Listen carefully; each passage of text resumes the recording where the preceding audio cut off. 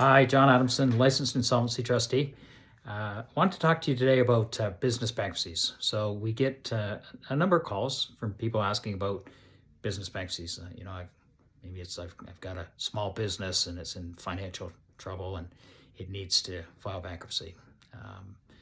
And do you do that type of work? And then we'll often hear from people saying, "Well, I've called a few different trustees and nobody wants to touch it." And that's uh, quite common, actually. There is a lot of trustee firms who don't do business bankruptcies. So if you've got a business bankruptcy question, by all means, reach out to us, and we're happy to give you our input. There's not an awful lot of information on the internet about business bankruptcies. I mean, sure, people write stuff, but the reality is each one is very different. Each business is very different. And each scenario is very different. And then you've got different types of businesses. So you could have a proprietorship, which would be, an individual who is running a business, but really it's the individual. So maybe you're a person who's doing, I don't know, interior decorating, and you're not incorporated. So you've got a business, but really the business is you. And so in that scenario, you're really dealing with a personal bankruptcy, okay, because you're the business. Then you can get into partnerships where you've got multiple people are operating the business, and they can get quite messy. Let's throw that right out there.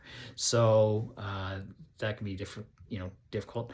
And then you've got corporations, and there's a lot of small corporations that people have operated these corporations, and then maybe the businesses run for quite some period of time, but then it gets into financial trouble, and the corporation needs to file bankruptcy, and that's quite common. It doesn't always make sense. Okay, so I can tell you the textbook answer. If you're looking, in a textbook, it would say if the corporation is insolvent, it needs to file bankruptcy or do a proposal and restructure. From a practical standpoint, and having done this type of work for years, I can tell you it doesn't always make sense to bankrupt the corporation. So when it makes sense, we're happy to do it. And so let me give you some examples. A lot of times in these business bankruptcies or these corporations bankruptcies, there's debts that are going to survive against the directors. So the directors of the corporation, so you've got the shareholders, and they appoint the directors, and then the directors appoint the officers. The directors have liability, okay? So if you're the director of your own small corporation and you owe payroll deductions, or the corporation owes payroll deductions, and the corporation owes HST, you as the director may very well be on the hook for those HST and payroll deductions. And by bankrupting the corporation, it's not going to alleviate you as the director for those obligations.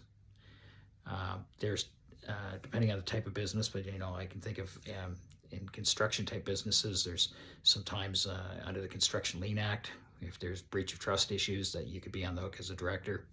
And then there's issues where there's personal guarantees. So the bank has made a loan to the corporation, but they've said, no, we're not comfortable just making that loan to the corporation. We want you to personally guarantee it. So if we can't get the money from the corporation, we can come after you personally. So again, by bankrupting the corporation, you're still on the hook personally. We see it with credit cards where maybe there's a company credit card, but your name's on the credit card as well. So in scenarios like that, you really have to look and say, what is the benefit to bankrupting the corporation? Now, it may very well be that, hey, we have assets here. We're going to liquidate those assets, which is going to reduce the amount of personal debt that's coming back to me. There are reasons for it. It's going to get rid of the corporation. I don't want to have to deal with filing tax returns on the corporation for the next however many years or whatever. So there are reasons why you would do it. And so it's important to consult someone like myself to say, here's my scenario. How do we handle this? And if it makes sense, then absolutely, we're happy to do it. But if I think you're just going to be throwing good money that's not going to get you any benefit, I'll tell you. And in scenarios like that, a lot of people will just leave the corporation in limbo. And if the creditors want to pursue the corporation, They can pursue it if they want to petition it. It's an old term, but essentially you bring an application for a bankruptcy order, so the creditors could go to court and ask that the company be put into bankruptcy. They can pay for the bankruptcy. You might be better to do that. So I think you have to look at all those scenarios, and then we come up with what is the right one. And a lot of times it'll be stepping back and looking at your situation personally and saying, okay, we know that these debts are going to come back at you personally. What should we be doing for you personally to deal with this problem that's coming at you? So yeah, definitely give me a call. I'm happy to help you and sort of explore what options are there and what you should be doing. The other option too is if you do have a business, and we'll see this where the business can be profitable. Maybe you've had a couple bad years, but that this business can turn around, and you expect the business can be profitable down the road. Then we'll do what's called a proposal, and we'll restructure the business and get that down, the debt down into some sort of payment that you can manage, and then turn the business around so that you can continue to operate it and run it down the road. These are all things that it's very hard to write stuff on the internet because each scenario is very different. But we're happy to look at your situation and advise you on what options we think you have, and then go from there.